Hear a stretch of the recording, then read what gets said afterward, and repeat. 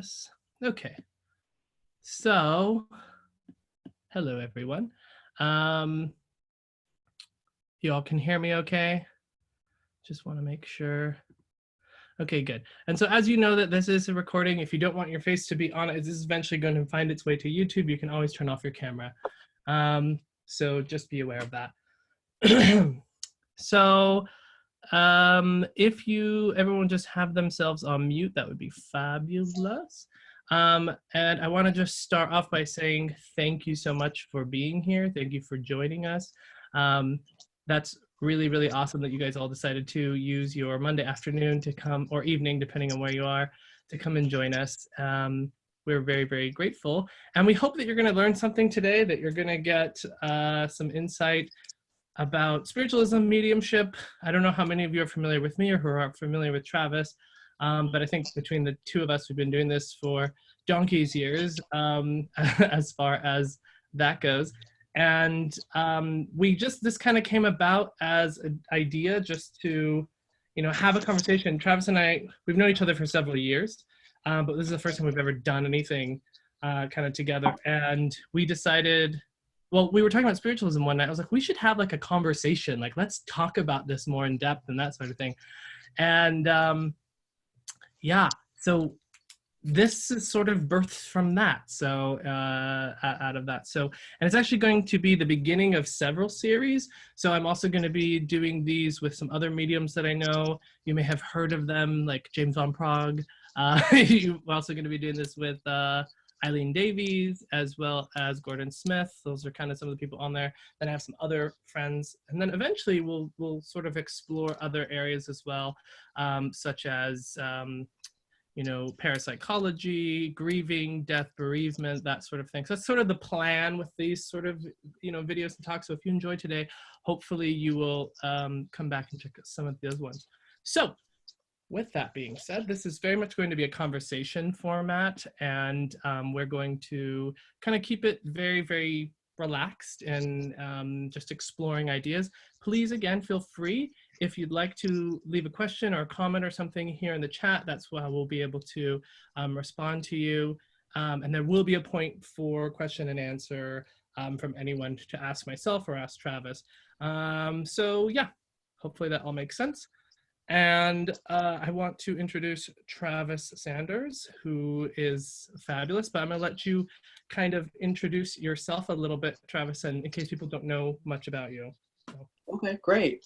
Well, I'm excited to be here because I know, as Michael was saying, we had this original idea through Facebook Messenger.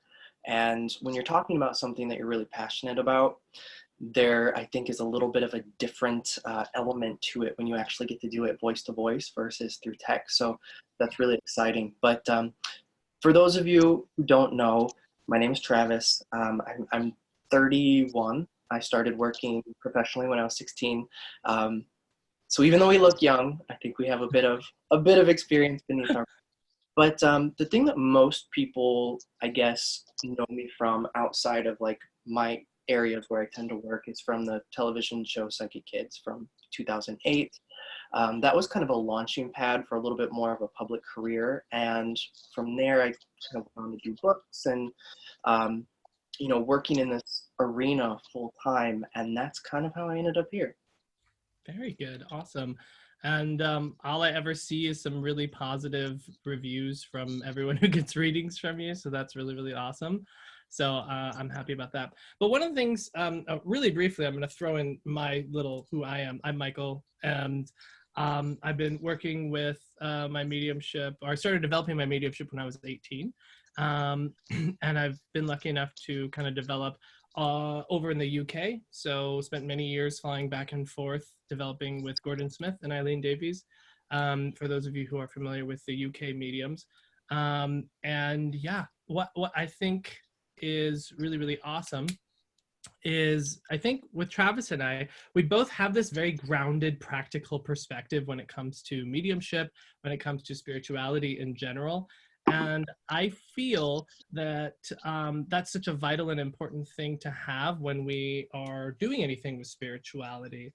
Because oftentimes I know that it can be kind of a no holds barred thing. And, every little thing is a spiritual message, and every little thing is some dark demon, or do you know what I mean? Like, I don't know how many of you are experienced with all of that, having seen that, but what I'm hoping today we'll do is sort of explore spiritualism, the religion, and then also explore general mediumship things, and then take some questions and answers, for whatever. And also we want to talk about physical phenomena because that lives within the realm of spiritualism. But what I want to do is, Travis is super familiar with American spiritualism. Like, that's something that he is very knowledgeable about. I'm very much more knowledgeable about the English UK sort of spiritualism because that's where I developed all my stuff. So you'll kind of get a little bit of mixture of both. So Travis, Yeah. let's talk about spiritualism. So for those of people who don't really know, do you want to just give a brief little summary of how it began? Sure. Yeah.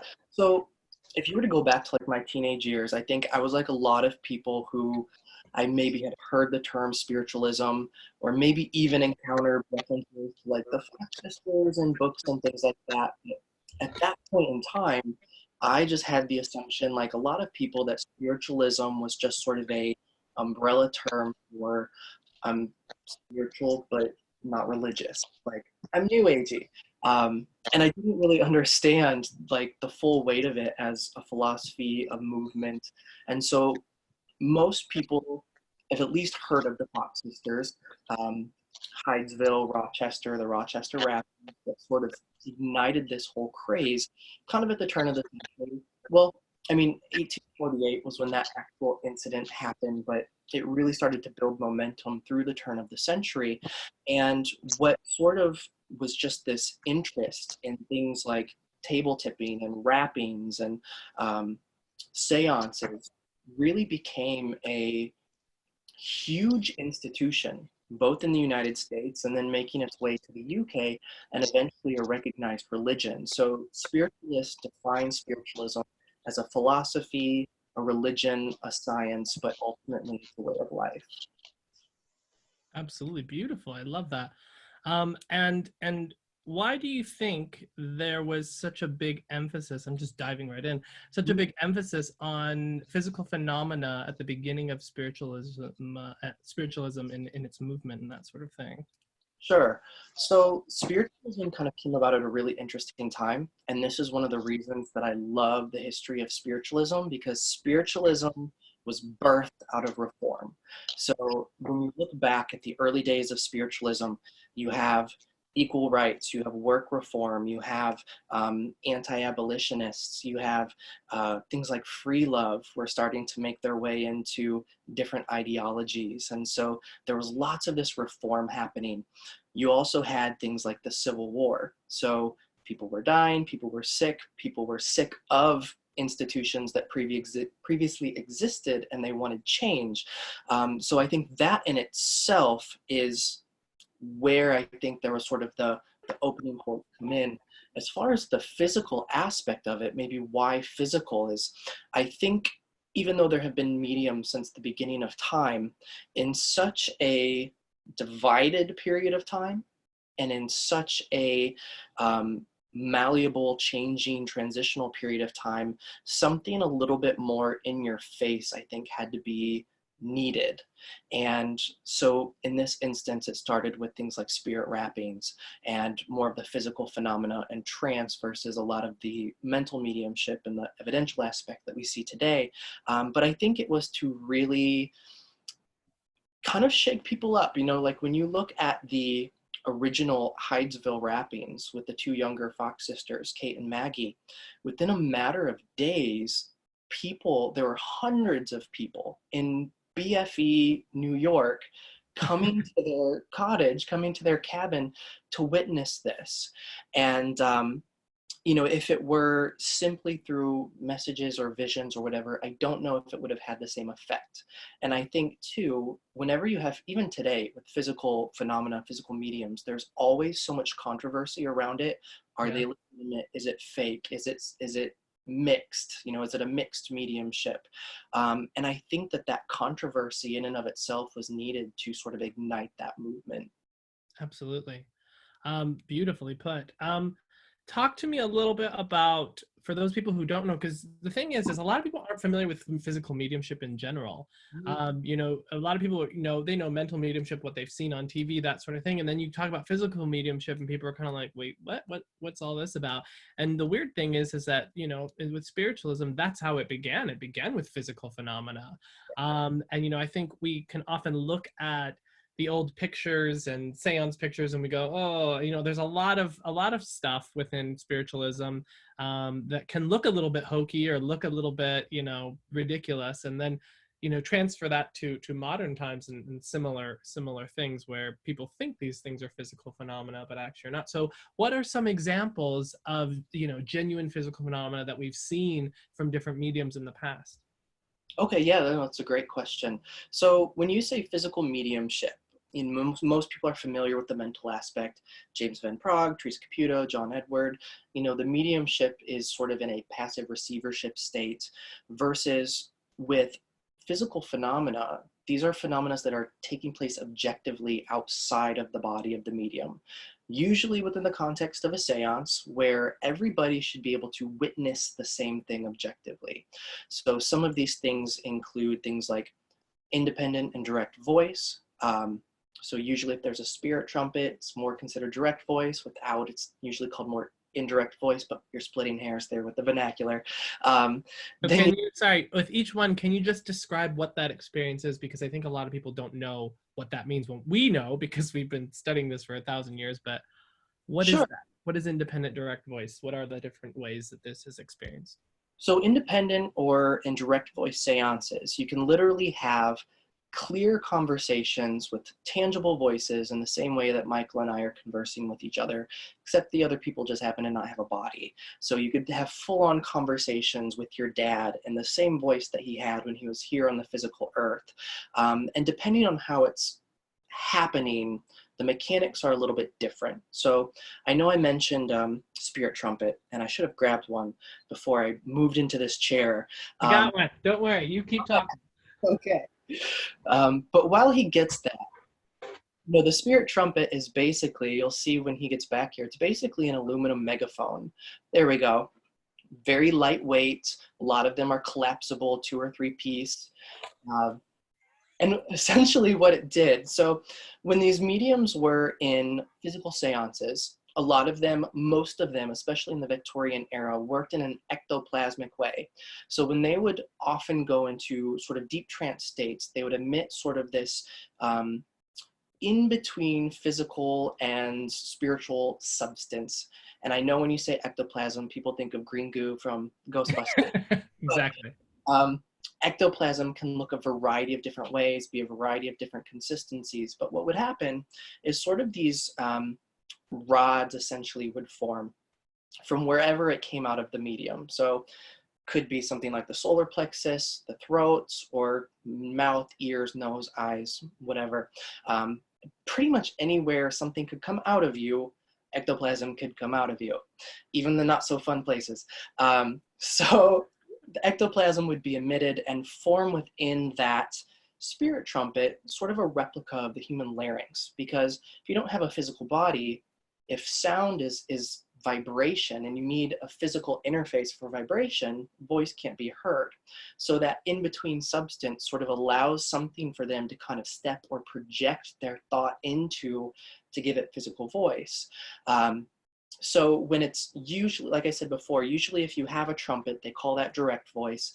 And some people like Leslie Flint, who don't really necessarily need the apparatus, the voice box itself just sort of forms within the room or near the medium themselves, then they tend to refer to that more as independent voice.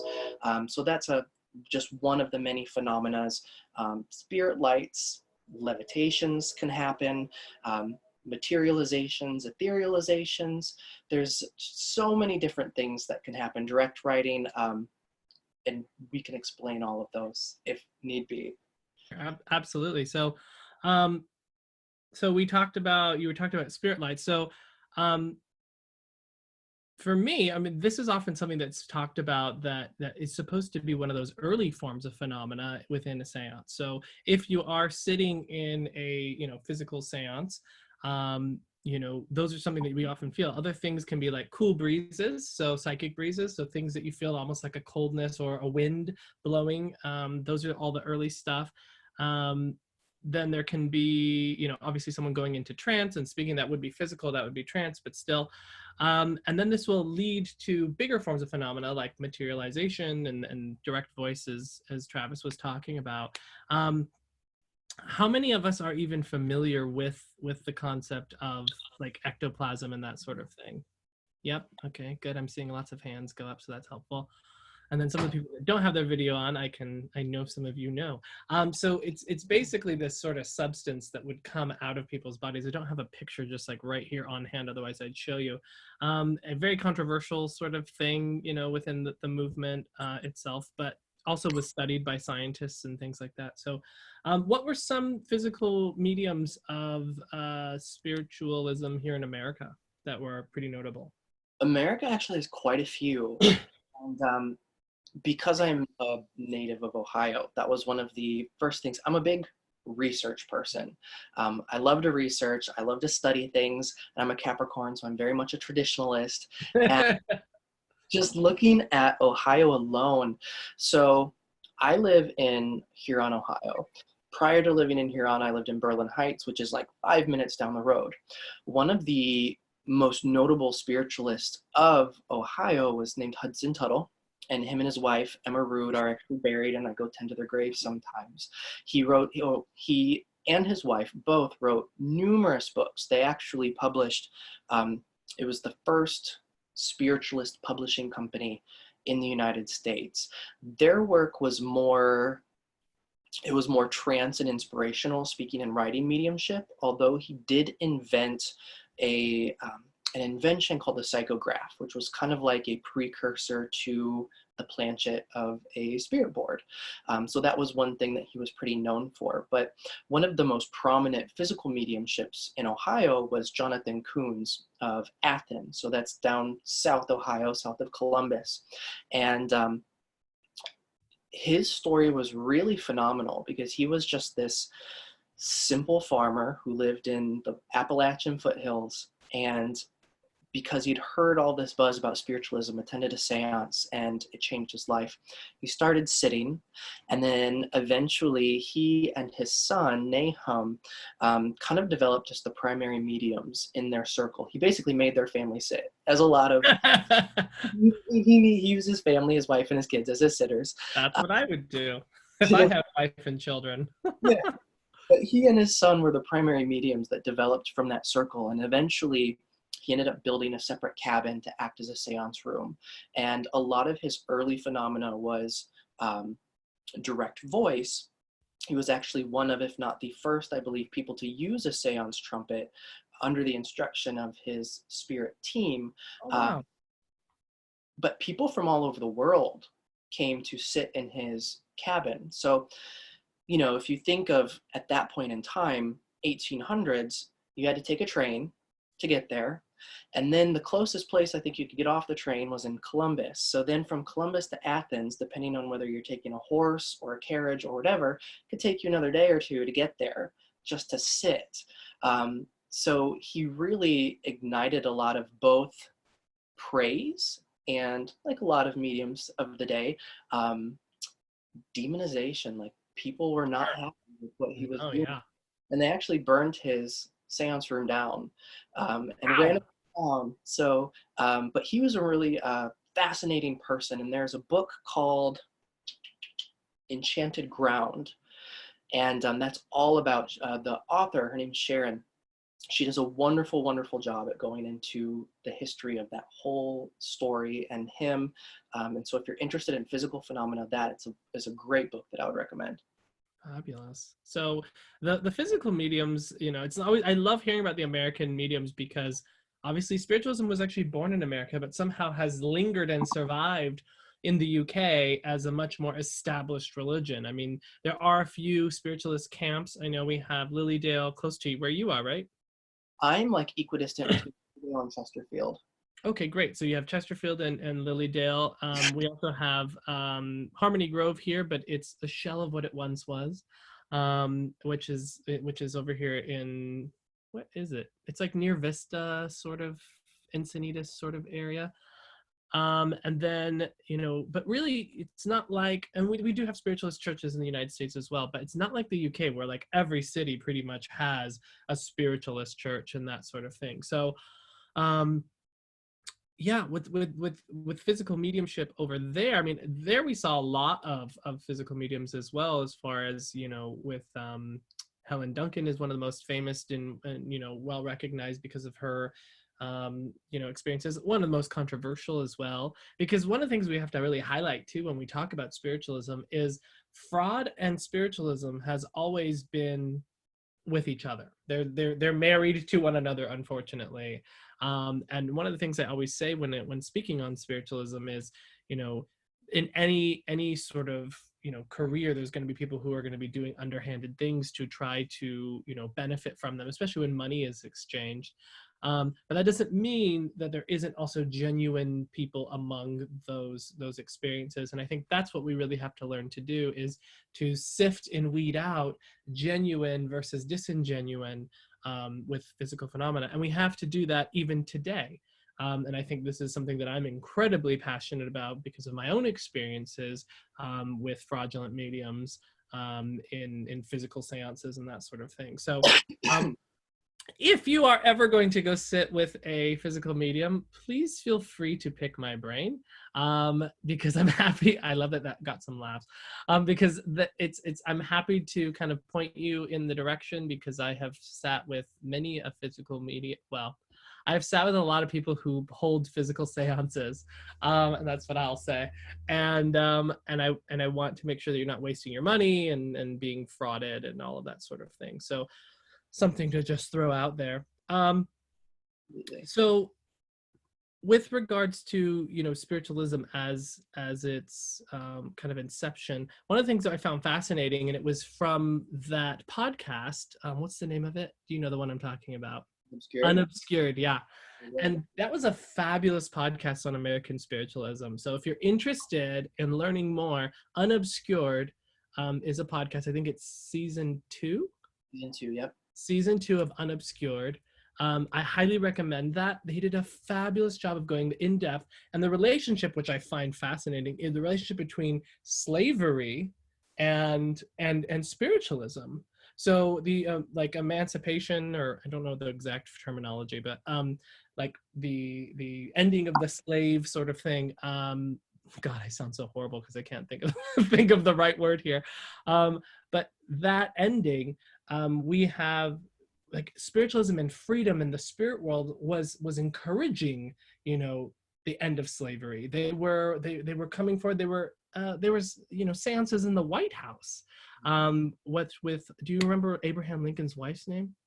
Mary Todd Lincoln, and one of the primary mediums that she really liked to use who influenced Abraham Lincoln was Nettie Coburn Maynard. That's it. Beautiful. And so what I find fascinating is that, spiritualism always seems to really rise and be at its heyday in time periods where there is great need and great change to the human existence. So obviously, you had the Civil War around that time when spiritualism was born. Then in the First World War, that's when spiritualism really had a big boom, and it was as if the spirit world was coming, and you had these incredible, amazing mediums of that time period who were able to provide such detailed evidence. To name some of them, Helen Hughes, Estelle Roberts. You had, what's his name? Oh, come on, Albert Best, although he was a little bit later than the First World War. And you know, we had, those are the UK mediums that were incredible. I mean, these are the kinds of mediums who would, when giving a message, they would say something along the lines of like, you know, I have, you know, Robert Williamson, and he was your uncle, and your name is Nettie, and the lady sitting next to you is his wife. Her name is Christina, and Robbie used to come with your brother named William, and he would hide out in his office and get drunk. Like that kind of level of specificity. If you ever want to read some of the most incredible mediumship, check out Helen Hughes. She's ridiculous. I mean, she was one, and she was beloved. She was known as Beloved Helen, I believe was how she was known, Helen the Beloved or something like that. But Helen Hughes was like, boom. And I feel like too, and this is kind of going to very naturally bring me sort of to something else, but again, feel free to throw in any questions. I'm still looking up. I'm also looking at your guys' questions as you guys are speaking here, but so, you know, we had some of the most incredible, amazing mediumship around the world wars. And I think largely because people were looking for answers around those times when, you know, all of these young men were going off to war and then never being heard of again. And, you know, they were searching for answers from, you know, their religions and different things. And they weren't finding that closure. They weren't finding that, the closure that they were needed. It's like, and this was, you know, these wars were some of the worst that our modern world has ever seen, right, at that time. And so spiritualism was such a gift, I think, from the other world, so that we could show that life continues, that we could promote, you know, this sort of thing. And I think that's why we saw the quality that we saw, because the need was so great, right? But this is always the question that comes up. Travis, why do you think evidential mediumship is different from then versus now? And if there is any difference? Oh yeah, no, I totally think there's a difference, and I think it's multi-layered. The other thing is, I don't know that it has to be the way that it currently is. Back, you know, in those days, when you're talking about people like, you know, Estelle Roberts and all of the really greats here and there across the pond that we think of, they weren't so plugged in 24/7 like we are now. Yeah. You know, even if you were to go back pre-internet, you still had television, you still had, you know, bars and country clubs and stuff like that. And when you're in like 1920s and there's nothing to do in the evenings, you got your, you know, you got your people together and you sat around in the parlor and you sat for spirit. And I don't think we have the same dedication. I think even some of the best mediums today are all guilty of the fact that we could all do better. We could all sit more. We could all dedicate more time. We could all push ourselves outside of our comfort zones more. But it's just really hard, I think, today to prioritize that with as available and as connected as we are. And then, you know, it's, and I have no way of proving this, but you start looking at other elements of things like, we have more chemicals in our food. We have more radio waves in the air. We have all of these other things. And anybody who's ever participated in, you know, like a physical seance, you know, or sat in a circle, you know how delicate the harmony can be. And something can, you know, something new comes in or something changes. It can take a minute for the energy to acclimate, for spirit to say, okay, here's a new factor that we have to work into the equation to get things where we want it to be. Do I think that we have the potential to get back to that level of greatness, that level of evidence? Absolutely, because spirit world's not dumb, and they're going to adapt themselves. And if they have those, you know, qualities that can be nurtured, they can get us there. And something that, you know, that you brought up and reiterated, which I think is really interesting, that we're sort of in the situation globally that we're in right now, is, you know, these were times of war, times of death. We didn't have the advances in medicine. And yet, for me, I know that when I moved back to Ohio, I think it was about 2012, and I know pre-2012 and post-2012, I have done more readings, more mediumship sessions for people who have died because of opiate overdoses than I have ever had in the entirety of my working career. And I think that in itself is sort of our new war era. On top of now we're in this pandemic. I think that, like you said, if it's based in the need, I don't know if we're going to be in a period any other time soon where the need is as great as it is now. Right. Well, let's hope that it's Yeah, not. let's hope not. Let's really hope it's not greater. Beautifully put. One of the well, a couple things, because before I kind of move on from the physical mediumship, some people were asking a couple of things. One of them was, which present day physical mediums do you recommend? Me personally, I don't know I can answer that question.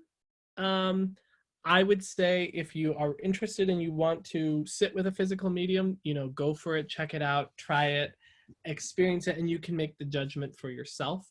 For me, I can honestly say there has only been one instance that I have ever seen genuine physical phenomena that I know with 100%, without a doubt, it was not faked by anyone, because A, it was done in the light, and B, it was something that we couldn't have faked at all. It was in a table sitting, actually. We had been sitting for table for a long time. We had asked when, would you ever be able to make, spirit lights happen? And they said yes, within about 12 sittings. Well, fast forward 12 sittings, and the table had moved once, but then it didn't come to life. It just moved to let us know they were there. And the energy became very, very thick in the atmosphere. You felt this heaviness, this thickness start to form. And we were all kind of like, what is going on? It was me and two other people. And we're in the light. We're in like a green exit sign light. So it's not like bright light, but it's sort of dim. And as we're sitting there, all of a sudden we start to see this like steam rising, what looked like steam. So if you had a hot cup of coffee and you just saw the steam kind of rising off of it, we saw steam rising from myself and another person, just because we happen to be wearing black, and you could see this literally steam. And we're like, what the hell is happening? And I'm like, this is like, I had never seen anything like this. And then all of a sudden we started to see these little pins of light come into focus and out of focus. And they just like, for about, I would say maybe 10-15 seconds. So when you really look at 10-15 seconds, that's a long time to be sitting these little like light tiny dots of light coming in and out of focus. And we're all seeing them. We're like, oh my god, oh my god, oh my god. And what was wild was one of the other sitters said, do you know what they look like? And I had this thought in my head as I was watching, was, has anyone ever seen the movie Avatar at all? Do you know those little seeds that like do that whole thing? That's what they look like, but just like super, super tiny. And they were just coming in and out of focus. And for me, that was incredible. I mean, just incredible, because they had said, the intelligence of the spirit said, we can do this in this amount of sittings. And then it happened. And we're sitting in light, and we're all just sitting there in awe. Like, none of us know how to fake that. So it was that, to me, was one of the only few times that, and then also seeing like tables move up walls and things like that. I've never seen levitation. But anyway, that's some of the physical phenomena that I know. That's the only thing I've ever seen that I'm like, there is no way I can discredit this, because a lot of seances are done in the dark. And it requires it. It doesn't require it. That's kind of where I think physical mediumship is right now, where it's sort of trying to find its way. Do we need to move it out of the dark? Can we move it into the light? Will it work? And there has been plenty of physical mediums who did work in the light. Particularly, Helen Duncan had supposedly materialized a small person in daylight before, as well as a lot of Brazilian mediums work in the light, in spiritism and that sort of thing, with physical phenomena, that sort of thing. But how about you, Travis? Anyone you would recommend? I don't want to really like ask that, but like maybe you have someone you'd recommend. I get it. No, actually, the experiences that I've been really blessed to participate in have been with a circle who's incredibly private about what they do. And I think there's probably a lot of that. Yeah. And that was one of the things too, that in addition to my personal experience within those seances, but the fact that they don't talk about it, the fact that, there's no money being charged, the fact that there's nothing for them to prove. and bringing an occasional guest into it, that was one of the things that really kind of struck me on top of the phenomena that took place. But when you think of like working physical mediums today, I honestly don't think that I've had the opportunity to sit with some of these names that we think of. And I mean, that might be a good thing. Who knows? I will say that while I've never had the opportunity to sit with either of these people, I do enjoy listening to Scott Milligan talk because he has some good philosophy, I think. But like I said, I don't know. I've never sat with him. I can't say, is it genuine? Is it not genuine? The other person who I like listening to speak, which is kind of interesting because they butt heads a little bit, is Joe Bradley, because they have very different styles in the way that they allegedly work or supposedly work. Yeah. So I think it's interesting, and I like listening to both of their perspectives on things, even though it's differing. And then if you go a little bit of an older generation, I really enjoy listening to Stuart Alexander, his lectures and things that he speaks on. There's just I don't know, there's just a practicality there with him that I really resonate with and I really enjoy. And what's unfortunate is that, you know, with all physical mediums, there's always fortunate or unfortunate, I don't know. With physical mediumship, there's always claims of fraudulence. So this is why I always tell people, if you're really fascinated or interested in physical mediumship, go sit, go experience it for yourself and make a judgment on your own. Just because, you know, it's not for me to tell you, you know, one way or the other, or you know, whether it's real or not. I think that let the evidence speak for itself. Gordon Smith has always said, and you know, if it looks like, it's funny because I have Eileen over here who loves physical mediumship, like she loves it, like that's her jam. And then I have Gordon over here who is like, it's not really his thing. And you know, he's said, you know, if it looks like a show, it probably is. And that's something to also keep in mind. But so you kind of just have to make a judgment for yourself, of who you feel that you know, explore it, see it, and if the evidence is there, because I think that's the key. If the evidence is there, that's what you're looking for. I will say this though. Yeah. As just a heads up, and I give this with the preface that this is just my so Lilydale for years and years and years and years did not allow physical mediumship on the grounds because fraudulence was so rife. Over the past 2 or so years, they have been having physical mediums on the grounds offering workshops and seances. And if you're interested, just do a little digging, but I will say I am highly suspect of the primarily 2 individuals that they bring onto the grounds. But like Michael said, you have to go and have your own experience for yourself. But also at the same time, if you maybe trust some people who've been around the block a little bit, maybe a little bit street smart, you may want to save your money in that regard. Yeah. And you know, I've unfortunately had the experience of sitting with and being highly involved with someone who ended up being quite fraudulent. I'm not going to name anyone, but ended up it's all on the internet, you can find it, I'm sure. Who ended up being very much a blatant fraud, and I had caught him actually 1.5 years before he was caught out. And so, you know, I'm very, very big on this because, you know, for me, it's the lowest of low to con people in this way, because you're preying on the grieving. And not only that, but you feed the fodder that mediums have to fight and have had to fight through all of mediumship, that and spiritualism, I should say, that, you know, they're you know, preying on the grieving, and you know, you're doing damage to it. So many people have worked and died and fought for legitimacy for ourselves, right, and for what we do and for this truth that we happen to know. And so for me, it's very challenging when people are being fraudulent. So this is why integrity is like the number one thing that you should look for in any sort of person that is working. And I just wish I could share with you all of my experiences and knowledge so that I could like protect you from the world. That's always my jam there, is to like want to protect people. But that being said, with this whole kind of thing, I want to answer one of the questions that someone asked, which I think fits perfectly here, is coming out as a medium.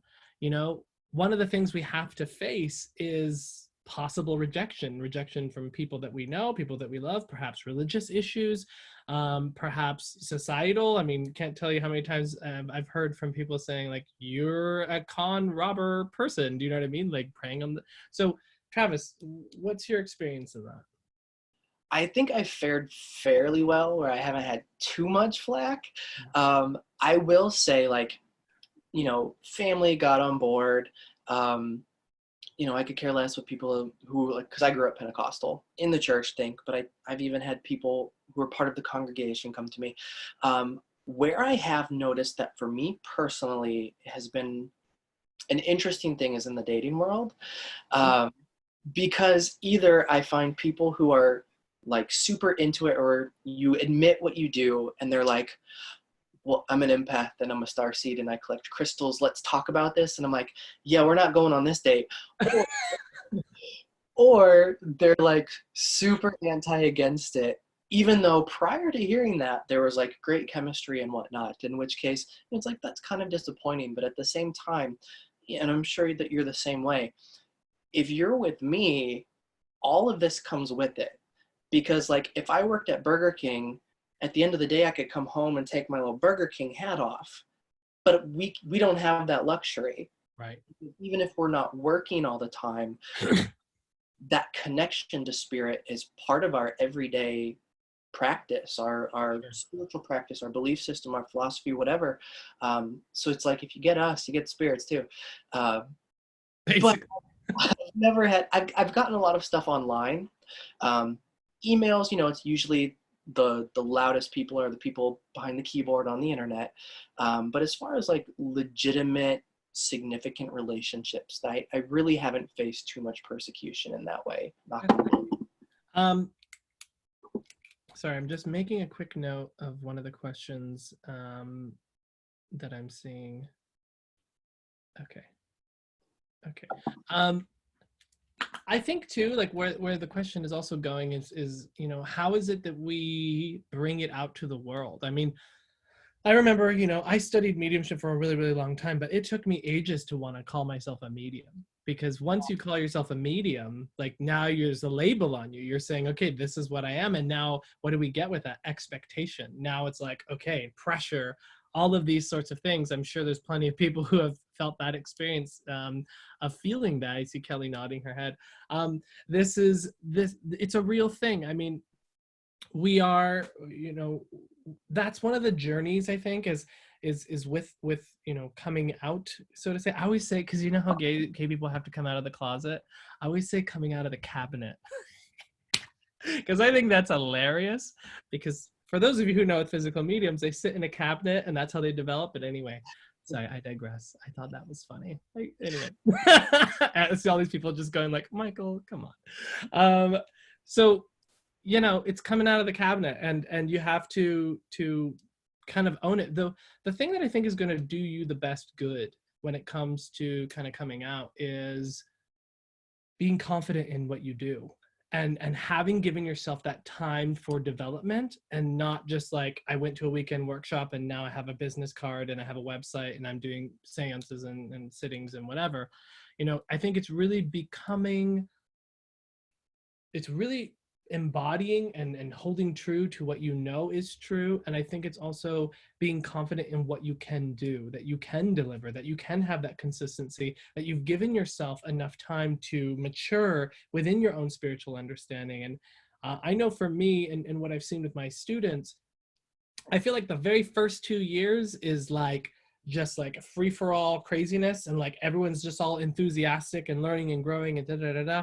And then after those first 2 years, then they go to that third year and they're sort of like, oh, okay. And they start to ground a little bit in their development, in their journey, in their spirituality. And then by fourth and fifth year, that's when I really think someone has really stepped into. I'm obviously, everyone's going to be different. Everyone's going to have a different length of time. But this is just the pattern I have noticed with students after teaching for so many years. that, you know, after those first few years, that's when people really start to feel confident and know what they can do. They understand the power, they understand themselves, they understand their gift. And then I feel like with that confidence, with that boldness in what you can do, that's when you can step out into the public world and be like, here I am, guys. But it's going to be different for everyone. This is just what I've noticed. For me, it took me a million years because it just did. And I think that's so important because one of the things, like, I know that you do a lot of teaching, and for me, I love teaching more than anything else, more than the actual, even though I know that the sessions are important, but I love to teach.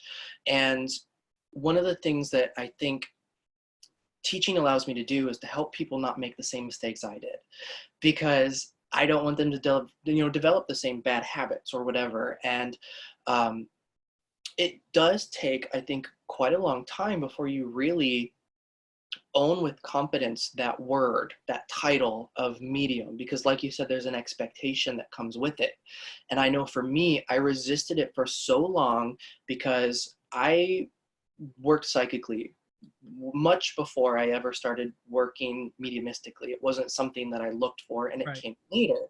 And it was almost like, so I was having these experiences more and more in sessions, and part of me wanted to be like to the clients, like, yeah, this was great, but don't tell anybody, because I don't want anybody to ask me to do this, because I don't know if I'm going to be able to deliver. Yeah, exactly.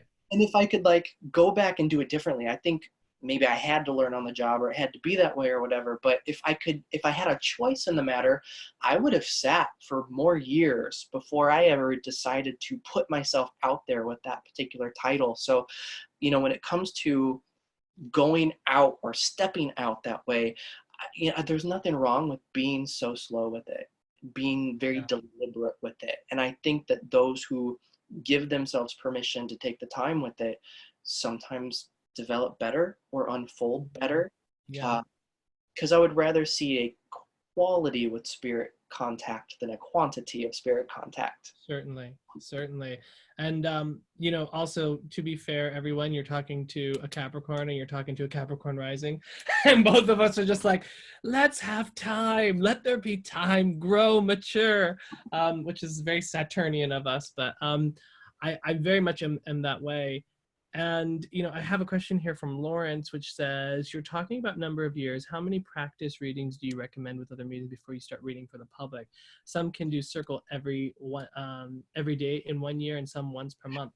Yeah. So the thing is, and this is the big thing for me, is like, I don't believe development happens in practice circles. Like, I don't believe that that's where your genuine development is happening. I think your genuine development is happening when you're sitting for the other world. That's where I think it's happening. And so when I speak in the terms of years, I'm referring to more how the years that it takes, because your mediumship is an unfoldment over time, and that is a huge part of that. So it's how many years have you been just sitting dedicated, every day or once a week? How long have you been sitting in the power and developing that connection and that blending? Because all of that is what actually informs us with our mediumistic awareness. The deeper that you have this understanding of your connection to the other world, that's actually where your amazing readings are going to come from. It's because you've developed this blending, you've developed this closeness with the other world. And now when you sit in front of someone, there isn't this question of, what's the information? How am I getting the information? It's, I have now blended and understood because of all my years and time and hours sitting, blending with the spirit world. Now I sit in this moment and boom, here's the spirit person, here's what they're giving me, and I can just hand that over. So it's different from what I think, especially in America. Yeah, I'm going to stick with that. I think, especially in America, I think there's a little bit more of, we think of it more in terms of, like, I just need to do a bunch of readings, and then that's what's going to make me, connected to the other world, and that's what make me really good at reading. But the reality is your mediumship creates its depth through your own development of your own spiritual self, of your own spiritualizing the self. That's where the development is. And then the byproduct of that development is your mental mediumship when you're sitting with a client. Does that make sense? So that's kind of my perspective on that. As far as how many practice circles, I mean, you know, sitting in and doing readings, I think you should do as many readings as you can do, because obviously the more that we do readings, that's going to be better. But it should always be that you're sitting for the spirit world comes first. That's the main thing. And then let the readings act more as this is a check-in for how my development is going, right? How am I doing with my ability to blend and connect with the other world? Because obviously there are different skills depending on what kind of mediumship that you're doing. If you're doing platform, that's a completely different beast from, you know, one-to-one sittings, right? So anyway, that's kind of my spiel. Travis, what do you think? You know, I think that brings up a great distinction between development and unfolding. You know, the psychic level versus the mediumistic level. You know, psychically developing is can be very formulaic. You do this and repeat, you get this result. And like you said, with mediumship, it's more about what you dedicate to as far as your communion with the world of spirit. And it's like you create the conditions, but really it kind of comes down to your spirit team, your connection with whatever the God of your understanding, that determines how that blossoms, how that unfolds, how the picture develops. And so I think in America too, we also tend to do this thing where we create it like almost like video game levels. It's like, well, first you develop psychically, and then you can move on to mediumship. Broop, broop, broop. And then you can move on to physical. Yeah. And you know, a lot of times, you know, it's very much that way here. And in other countries, it sort of seems like too, you unfold your mediumship, the psychic element develops simultaneously. And even within America, you know, it's really interesting because here we tend to think of as like, you do private sittings, and then you can move on to platform. And I know at Camp Chesterfield, they actually teach people well, what I would perceive as backwards is you develop, you know, your platform first, and then you work on one-to-ones, because their philosophy is if you can juggle all the elements needed for platform, a one-on-one is going to be a cakewalk. And there are things I agree with that and things I disagree with that, Right. but, you know, it's just very interesting. But like you said, it really is what you're giving to spirit. Are you creating the conditions? Because you could have someone who is super dedicated, but maybe doesn't have a lot of practice, Sure. who knows their soul, who knows their oneness with spirit, with a higher power, and give a beautiful contact, versus someone who's so desperate for it and constantly, I've got to learn. People fall into the perpetual student pattern, where it's like, I run to this workshop, and then I run to this circle, and then I take a workshop with this teacher, and before they know it, they confuse themselves because they don't give them times to work with what they've been given. Yeah, and I think that's a really good point that you just brought up there, which is, you know, well, I always think it's good, especially in the beginning of your development, to experience different ideas and then find what works for you. There's this tendency to make cookie cutter mediums, and like that, you know, every medium needs to look or be like XYZ, and I'm not a big fan of that. I think as long as you're providing evidence, and as long as you're providing a clear, good message, and you're able to bring forward this contact without asking questions, as much as possible. Because, you know, sorry, I'm gonna just go off on this little tangent for a second. I find the way I was developed was that you're only allowed to ask yes, no, I don't know, I need more information. That's it. And then I've seen a lot of people, you know, who don't necessarily, you know, work that way. And when they come to me to work with me, it's like I kind of have to undo some of that, because there tends to be a lot of asking. And what I think is the challenge with that is that we have to be mindful that we're not accidentally cold reading someone. Do you know what I mean?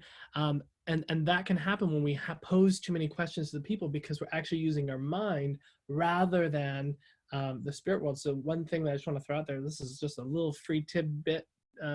When it comes to developing your mediumship, and Travis, let me know if you agree, we always want to keep our awareness and focus on the spirit people. So the less that we have questions being asked of this person, do you like, who is so-and-so, instead offering it to the other world, you know, and going and letting them fill that in for you, then you're not engaging your mind to try to understand the process. Because in my understanding of mediumship and how I teach it is, you know, the mind is actually the antithesis to your spiritual connection. Your thinking mind is actually what's going to keep you from that. So we want to learn to quiet still the mind and then move into this other awareness that will actually give us what we're looking for. So what do you think about that, Travis?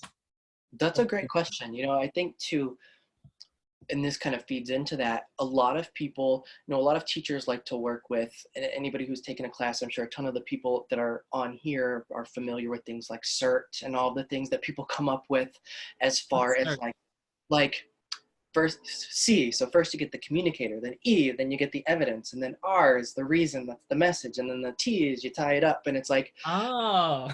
And structure is great in the beginning, but in the beginning, good way. I love that you just said that. But if you're so structured, then you don't, if you're just listing off a laundry list of details that may be accurate, but you're not bringing through the essence of the person, then you're missing the point of Preach, girl. Preach. I mean, I've had some readings where I felt like I haven't brought through a ton of what I would consider objectively really good evidence, but there was a strong presence. And I think that, or they influence your mannerisms or whatever. And I think that that has more of an impact on people when they feel like, I know my loved one was there, versus they told me what color underwear he had in the casket. Yeah. And if you get the color of the underwear in the casket, that's just icing on the cake. Yeah. But, one of the teachers, I've really had two teachers that have influenced me in my style and how I work. And one of them is a Lilydale medium, Sharon Klingler. And you either like the way that she teaches and demonstrates, or you hate it.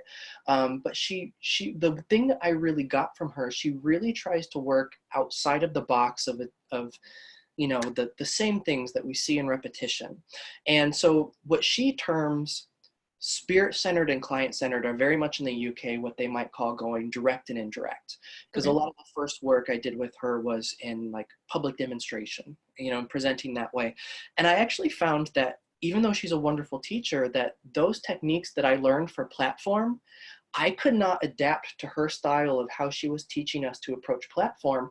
But when I took those same techniques and applied it to my one-to-ones, it really opened a lot of doors. So I forget the original question and how I got here. But so do I. So do I. It's okay. So let's see here. I know there was, Maureen was asking, for those who have had a lifetime of physical phenomena not knowing they were mediums and incidents happening outside of the cabinet or seance, what do you believe is the common denominator? Travis? As far as, so I don't know that I understand the question. So I think she was saying that she's had physical phenomena happen outside of a seance condition. So not in a cabinet, that sort of thing. So as far as the common denominator is like where she should go with that, or? I think she means like why that might be happening, or what do you believe is the common denominator? That's a good, actually what I'll do is I'll have Maureen, if you're still in the room, can you clarify what you're asking, and then we'll happily get that. Another one that I wanted to cover is Elizabeth was talking about how she's noticed, or she feels that in physical mediumship today, there's oftentimes this dual sort of some real stuff and then padded.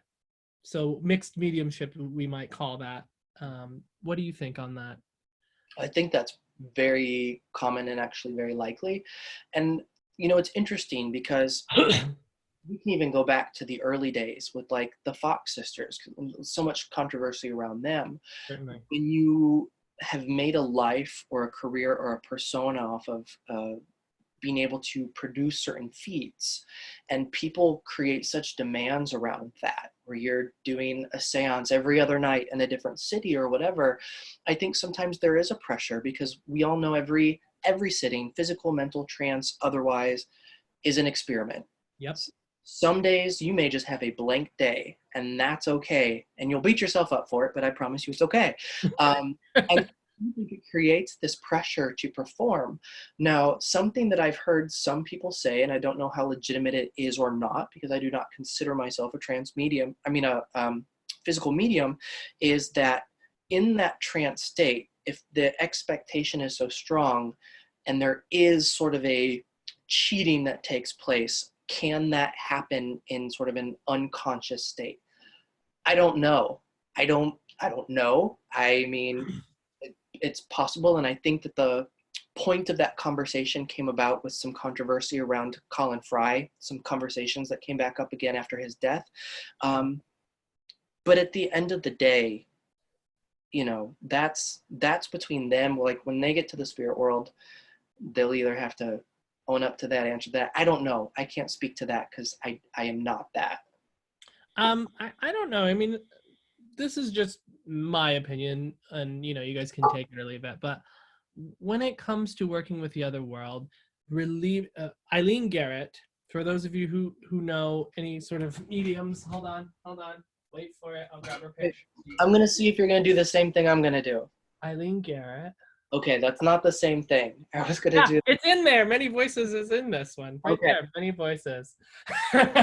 We're the same. With Eileen Garrett. Eileen Garrett was an incredible medium, an incredible psychic.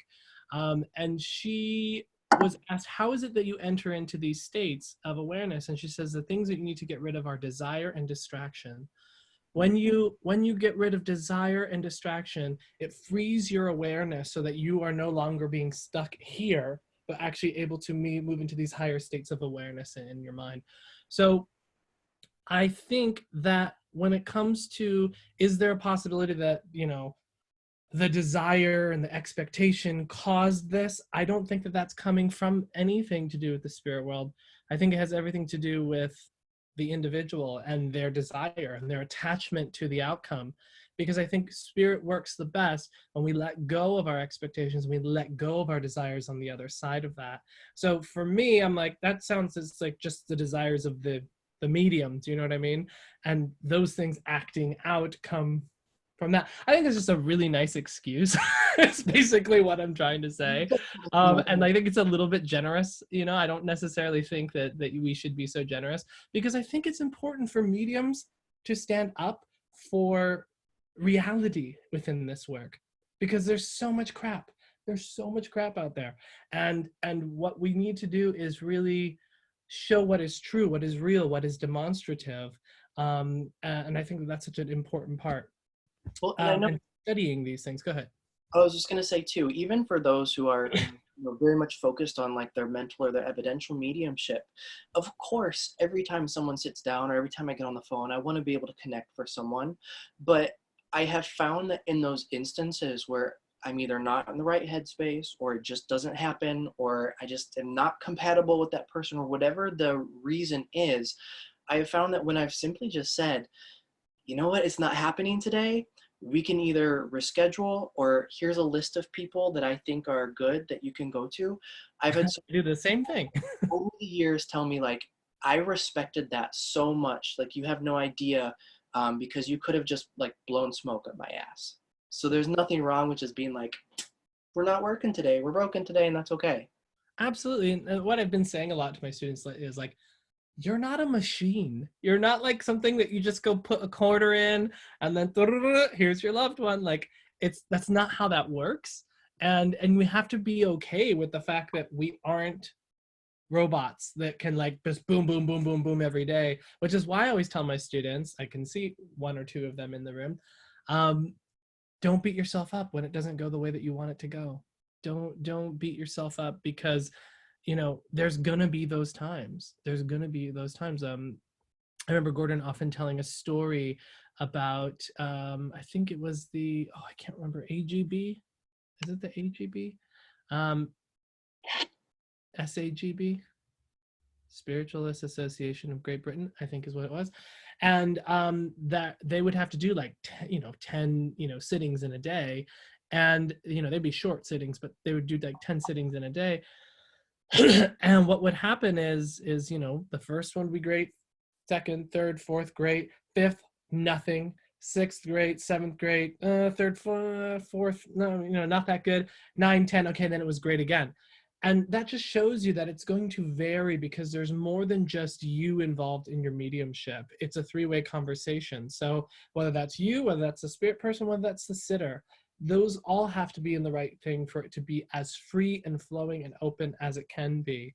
And then also I think, we have to give some sort of credence to a higher power. Sometimes a person's not meant to know something. So let's say someone comes to you for a psychic reading and nothing's coming. maybe they weren't meant to know that in that sitting. So reason I'm telling you guys all this is mostly just because I want you to be nicer to yourselves and not put so much pressure on you, because pressure is going to stop your mediumship. Pressure is going to get you in your head and get you in the way. So the more that we can relieve that, the better. Travis. Yeah, no, I'll echo all of that. You know, there are times where I go through phases, I go through funks, and it's really frustrating because, you know, it is easy to beat up on yourself or to think, you know, even after 10, 14, 15 years, whatever it's been, where you're like, oh gosh, am I going backwards? Am I losing it? Never lose it. If it's there, it's there. Yeah. The other thing too that I don't know that people really talk on a lot is sometimes there are cycles with our development and there are changes with our energy. And sometimes Certainly. I think we become muffled, but it always sort of reminds me of the analogy of like a slingshot. It's oftentimes those times where we feel like we're being pulled backwards, or same thing with developing for physical phenomena or trance, where it seems like nothing is happening, so much is going on in the background, and when you do go forward, you go further than where you were at previously. Totally. And that's so, I'm so glad you brought that up, because I really feel that that is the nature of development. You know, people think that it's going to be this like linear thing, and I'm always like, nope, it's this, it's this. It goes woo, woo, woo, woo. And it's not this just linear progression. And we have to be okay with that, because I think that as we develop, what comes up for us is the different things that are blocking us from letting go more, from trusting more. And these experiences that we have in those mean times where things feel like maybe they're not moving the way that they did, I think is our opportunity to kind of move out, not even consciously, it's just happening. And it's like helping you to move beyond whatever other things may have been sort of blocking you. So be patient with yourself. And that's also, again, why I'm so big on like time. I'm so big on time, because that's what you learn. That's what you experience as you go along. There's like a maturing that happens in your awareness, your understanding, and how it all works. And I feel it's so important to understand that it's not going to just be like, I ticked this box, I ticked this box, so therefore I'm going to get this. It's not a math equation. It's a journey. It's an exploration. It's an unfoldment over time. And I think too, one thing that I really try, that I see this a lot, that I try to always break in myself and I try to encourage people not to do, is I think we can fall into stylistic ruts. You know, whether it's we imitate the style or the techniques of our teachers or this or that, and if it works for you, great. But I also think we evolve as people. There is the way spirit is working with us, the way spirit utilizes our channels is going to evolve.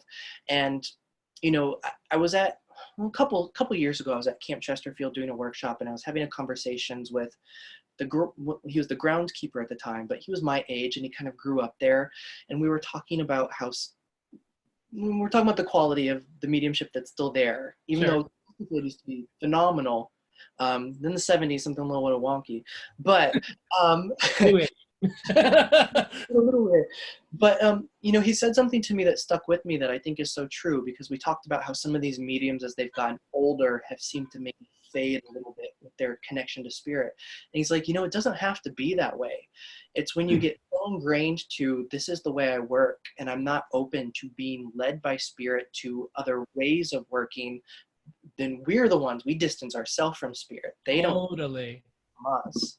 Beautifully said. I love that you made that point, because I think that's really a big one, because I often get from, you know, newer students that will be like, you know, I feel like the spirit is moving away from me. I feel like, oh, I can't feel them as much, or XYZ. And I'm like, it's not that they're moving away. It's that your awareness and your attention is being focused on you and not on the other world. And that's why you're feeling this sense of, you know, separation. So what is it that you have to do to let go again? How do you return to that sense of neutrality so that you can be receptive? So I love that you said that.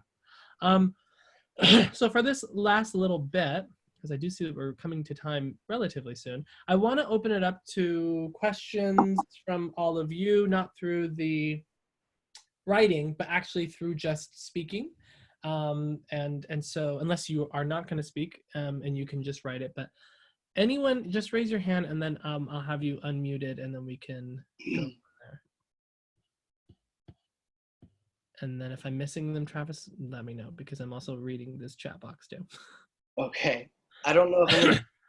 Oh, you got to click on gallery view. So on the top right corner, there should be something that says gallery view.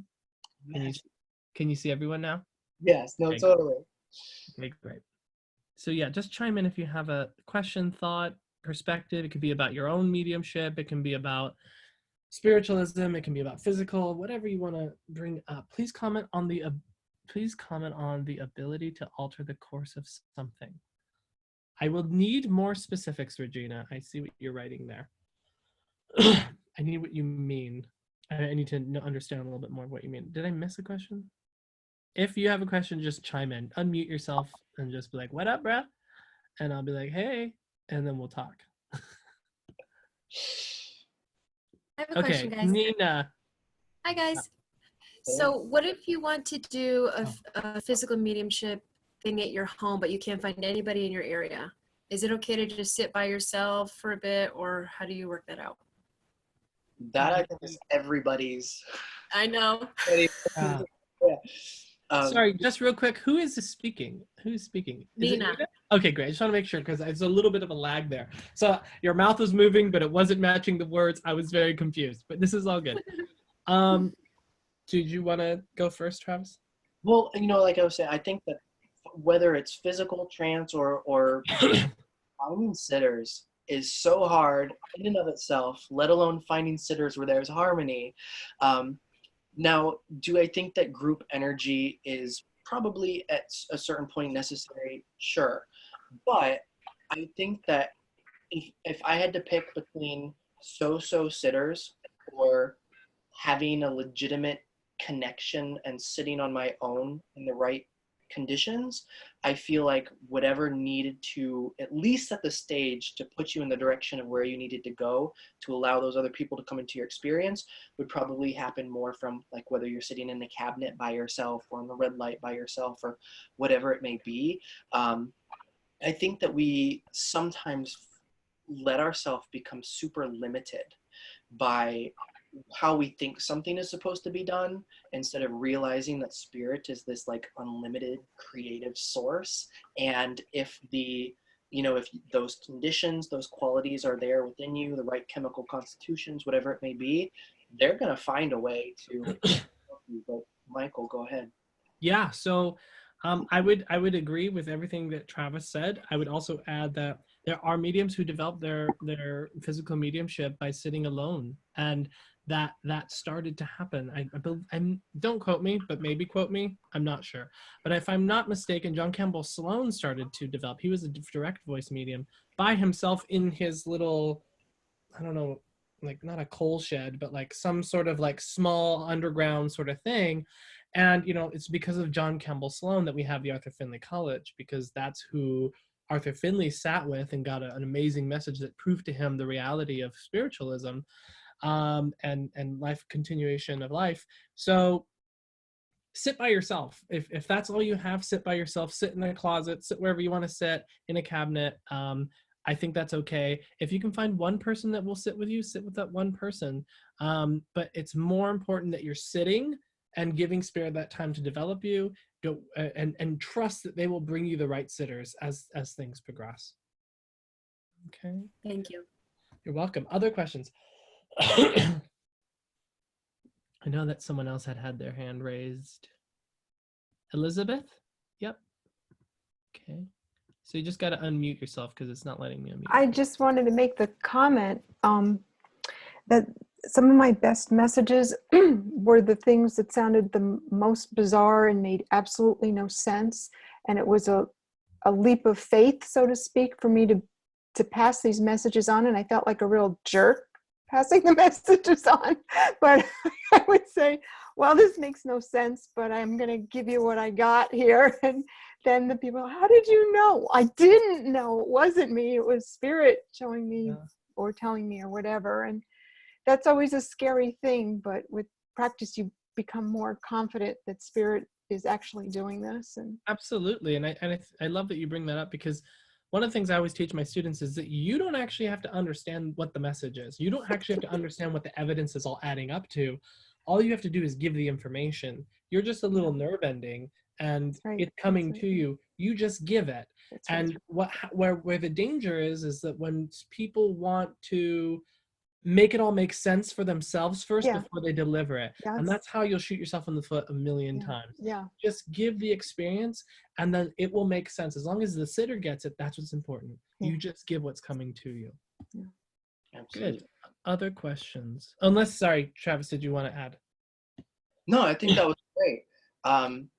You know, and the other thing too is I think that there are times sometimes where you know when you're really in the power, you feel that presence, whatever. And one of the things, like for myself, 2019 was a really like weird year for my mediumship. There were like some of the highest highs, some of the lowest lows, and I was like, what's going on?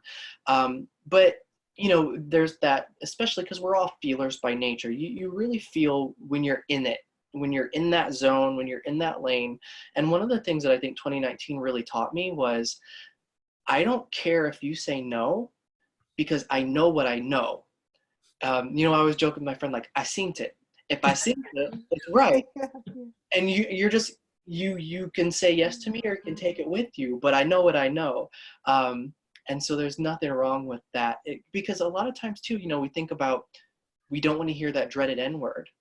But we also have to remember too that when a person is wanting to connect with someone who's passed, they knew a specific version of them. We don't know the entirety of people. So they might say no and they can be wrong. And if you are feeling like you're in that power and in that presence, I don't care if they're talking about like, I don't know, like juggling anal beads. If that's what you get, you just trust that. I promise you, you'll be right. So I totally can get on board with exactly what you're saying. The only caveat I'm going to throw in there is people in the beginning versus Travis who has done this for a million years. Yeah. So, you know, in your beginning of your development, you actually need to get no's, because that's how you're going to be able to learn to feel the difference between what a yes feels like versus a no. But once you've been doing this long enough, you're confident in your ability. I would definitely agree with Travis, as like, when you really know it, you know it. Do you know what I mean? But in the beginning, I would say, be okay with getting those no's. Very good distinction. Thank you. Did I see Kelly raising her hand? Kelly, were you raising your hand? No, I was thinking it though, so good job. Oh. So this is not like a terribly important question. It's more of a fun question. Sure. Like kind of in the vein when you were talking about seeing pinpoints of light and steam rising from your body. Yeah. Avatar like figures. But what's something just as a personal phenomenon to both of you where you were like, wow, this is possible, or this gives me an angle of wonder, or this comes out within me through just an experience that I have birthed from myself or at random? Yeah. Do you have one? Because I have one off the top of my head, but if you don't have one yet, or you have one, you go. Well, I will say, actually, I did have this one experience that really kind of blew my mind, and it wasn't until later where I sat in a physical seance that I actually knew what the hell that was. You know, I was a teenager and I was laying in bed, and to me there was a friend had just passed a few days before, and I lived out in the country, so there's no cars, no traffic, nothing like that. And while I was laying there in the dark, there appeared to be this, which is actually kind of funny that Michael used the description that he did, because it was very much like a jellyfish. Almost. It was self-sustaining. It was not light projected onto a surface. It was its own self-generating source that appeared in the room. You know, and my heart started pounding and pounding and pounding, and I was like, don't get too excited or it'll go away. So real. And disappear in different parts of the room. It was, you know, and it wasn't until later that where I experienced spirit lights in a seance where I was like, that's what I saw years earlier. But that was one of those experiences where I was like, you know, there really is more to this than is just going on within my own head. Beautiful. I have two experiences that kind of highlight this. So one of them was actually what led me to discover spiritualism, which I think I'll actually play for you. I don't know if you're going to be able to hear it, But essentially I was trying to record EVPs on my phone, and I was, sitting there for an extended period of time and asking questions and then waiting. For those of you who don't know, EVPs are electronic voice phenomena, which means you you speak a question out and then the answer is played back on the recording. I think, I don't know if you guys can hear this. Let me know if you can. Further instructions Can you hear that? better communicate with you. Please put them on Okay, tape perfect. You now. can hear that nice and clearly? Okay, let me just fast forward to where it goes. So, let me just see. My goal here is Okay, so what I say here is, my goal here is to establish a connection via the recording. Please, if there has not been so yet, make a connection onto the recording now. So just so you know what I'm doing, I'm literally sitting at my desk. I moved my phone to the center of my desk because I didn't want it to fall off. And I'm just sitting there, and I've been doing this for about 6 minutes, but I think I may have been meditating before that. And something told me, blow out the candle that was lit in front of me. And I was like, okay. And so hopefully you can hear this. You'll hear what happens. to establish a connection via the recording. Please, if there have not been so yet, make a connection onto the recording now. So that was my phone being slid off the desk. So I'll play it again so you can hear There it. have not been so yet, make a connection onto the recording now. Then you hear my reaction. Did you leave the room? Thank you. Point taken. The recorder just moved off of the. Whoa! The recorder just got thrown off of the. Okay, wow, that just gave me the chills of my life. Thank you for that. Get out of here. Thank you for coming, and I will now listen to the recording. That scared the crap out of me. So I was so completely unexpected. If you've ever seen hopefully you guys could hear that okay. If you've ever seen the Looney Tunes and they stick their finger in a socket and then they turn into these little zzz, that was me, because I was so startled. I wasn't fearful. I knew it wasn't anything scary or bad, but I was literally like, what? Just so shocked. My skin felt like needles were in it. It was just so startling. But yeah, that's actually made me start asking questions, and that's actually what led to physical mediumship and then spiritualism. So that was number one. The second thing I would say that kind of was this mind-blowing that took me from believing to knowing was what was I doing? I was actually with Gordon, and we were doing an exercise, very simple exercise, just a healing exercise. So I had my hands over my partner's shoulders. I was standing up behind her, and I was just waiting. And I said, okay, Spirit, I'm not going to do a thing. I don't know what the hell I'm doing, so I'm just going to put this here, and this is all you. And all of a sudden, I started to feel my hands moving, and they moved on their own. It felt as if the air around my arms had become pressurized, and it moved my arms like this. So I'm sitting with my eyes closed and just going, okay, I guess I'm like this. And I tried to move my arms just a little to see if was there resistance, which there was. So I was like, okay, they just want me to leave my arms like this. So I'm just chilling there. Then I hear these little feet walk, and they're standing in front of me, and I'm just ignoring. I'm like, okay, just stay in this space up here, just stay relaxed, stay neutral, don't get excited like Travis says, otherwise it'll stop. And so I'm just chilling there, and then all of a sudden my hands start doing these really weird intricate motions, and I'm just like, what the hell is going on here? And they're moving, they're doing all this sort of thing. And after a while, they calm down, and then I just go, okay. And I break through to end it. And I open my eyes, and there's Gordon standing in front of me. And then I look to my left, and the 30 other people in the class are all staring at me. They're all done with the exercise, and I've just been flailing my arms like a psycho, all there. And he looks at me and he goes, you were really in that, weren't you? And I was like, yeah. And he proceeds to tell me that what he does is he will go up to a student if he sees that they're influenced by the other world, and he'll ask the spirit mentally, move their head to the left. So my head moved to the left, and he says, move it back. My head moved back. And then he tells the spirit world, okay, copy my movements. And so then he began to do all of these weird motions with his arms, and my arms were just mirroring exactly what he was doing as he was doing it. And I had people come up to me after with like tears in their eyes. They're like, it was amazing to see like the spirit working with that, because we were just mirroring each other. And I had no idea. I was just following the influence of the other world. So for me, that was the instance that took me from believing to knowing not just the reality of spirit, but more importantly, that I actually had a true connection to the other world, that if I follow along and I listen, that I actually will, you know, have positive results. So kind of that was one, and then this was another one that was super important to me. But anyway, thanks for listening to that little story. I'm really like excited that you told that story, because, or and that you even mentioned like that, and then that you mentioned Gordon, because it reminded me of an experience in healing that kind of ties into Gordon in a weird way. So I was doing, a friend of mine has a center in Cleveland, and she does a lot of holistic stuff, a lot of stuff with animals. And I was doing a workshop there one day that was based on spirit healing, very much in the style of like Harry Edwards. And it was around the time that Gordon's book, Intuitive Studies, came out, which I adore and I always promote to people. And I was at that section where he was talking very much about trance healing. And so we did that, and we had some extra time at the end of the day, and I had this group of older white women, because that's usually what it is.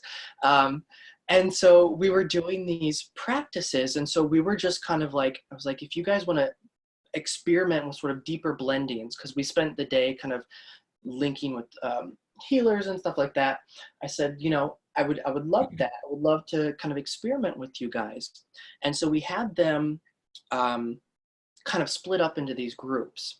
And this one woman blew my mind, who'd never done anything mediumistic in her life. So we were practicing, and they were paired off, but there was an odd number. So they were in sort of this three-way connection. And so I said, okay, I'm going to come and tap you on the shoulder. And when I tap you, that's when I want you to begin holding the intention of blending with spirit and facilitating sort of this healing for your partner. So it's up to spirit, whether you go to the person to your left or to the person to your right, let them influence that. So I ended up coming up to her, and I tapped her on the shoulder, just this little old lady. And she walked around, her eyes completely closed, walked around to the front of the person, which was not what anybody else in the class did, gave a healing with her eyes still closed, walked to another group on the other side of the room, gave, connected with that person, walked back. When we brought everybody back, she had no memory of doing that whatsoever. It was the neatest thing that just really illustrated to me, like, wow, spirit was really like at the helm with her. Absolutely. And you know, Gordon always talks about people in his books. He talks about people getting up, walking across the room in the trance states, doing healing, etc. So exactly what you're talking about. So that's fabulous. Well, I think we're at time. I hope that you enjoyed that. I hope that that was fun. I really enjoyed that. I thought that was fabulous. And I really loved having Travis to talk to. He's just a font of wisdom and knowledge and experience. So I loved getting to talk to you. This is actually our first time getting to talk about all these topics together. So that was really fun for me. So thank you so much for agreeing to do this. Thank you. Like, I don't know that we've actually like voice to voice. So we met like 10 years ago in California, and we've stayed in touch via like social media, but it was nice to actually have a voice conversation with you again. Yeah, absolutely. So it's beautiful. So that's crazy. It's been that long. I will be doing more of these. So please keep an eye out for them. I think the next one's going to be with Eileen Davies, who is one of my teachers and mentors, and quite possibly one of the greatest mediums that we have right now. And in my opinion, personal opinion, the best teacher of mediumship there is, because she's freaking ridiculous. So definitely come check out and hear the amazing, beautiful things. I'm sure we'll have a beautiful time. And I think after that's James Von Prague, and then I think the next one will be Gordon Smith. So yeah, so definitely come back if you can. But thank you so much. And please feel free to follow, like Travis and myself on Facebook, Medium Michael Mayo, astrologer. I don't know what my name is, but it's something like that. And then Travis, what's yours? It's just Travis Sanders, Clairvoyant Medium. Or on Instagram, I'm Travis Talks 2, number 2, the dead. But yes, thank you guys so much. I really appreciate it. And thank you, Michael. Yeah, absolutely. So take care. God bless. Stay safe. Wash your hands. Don't touch anyone. And lots of love to all of you. Mwah, mwah, mwah, mwah, mwah. Thank you. Yeah.